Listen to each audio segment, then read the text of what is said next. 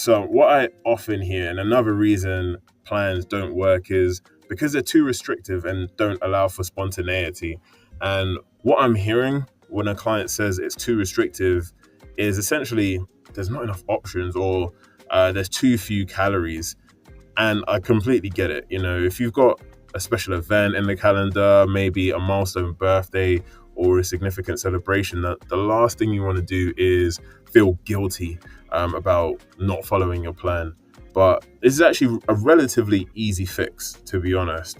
And I'll show you what I mean in just a second. And I can show you how we helped Gabriella actually address this issue, because this is exactly how she felt.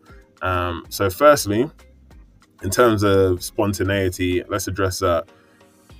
We said, already, you don't have to be perfect, right? That's not an expectation. It's just not realistic. And I think actually a lot of the reason why meal plans or fitness attempts or weight loss attempts or getting lean attempts are derailed is because there is that expectation of, if I'm not perfect, it's not worth doing. And that can't be further from the truth, because in order to accomplish your goals, you can have, 3 or 4 meals per week that are, off plan, or, not necessarily fitness specific, and you can still accomplish your goals. You can still achieve your goals. And as you can see, it's worked a treat for Gabriella. It's exactly what she did. She'd have a few meals per week that, were completely left field, whether it would be, bottles of wine, or dinners out, or, burgers, like whatever it was.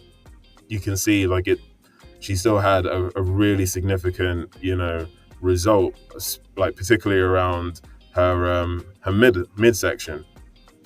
So it completely works. You don't have to be perfect, and we can dive deeper into that a bit later in another slide. But secondly, what we did was address the lack of options issue. So what we did was actually introduce Gabby to new recipe books that fit her body type and let her choose what she wanted to make that week. So she had that flexibility to be spontaneous. So she had her overall plan, and then she could, pick different things if she didn't want to stay like precisely on the plan the whole way. So let's look at secret number 2, which is recipe books.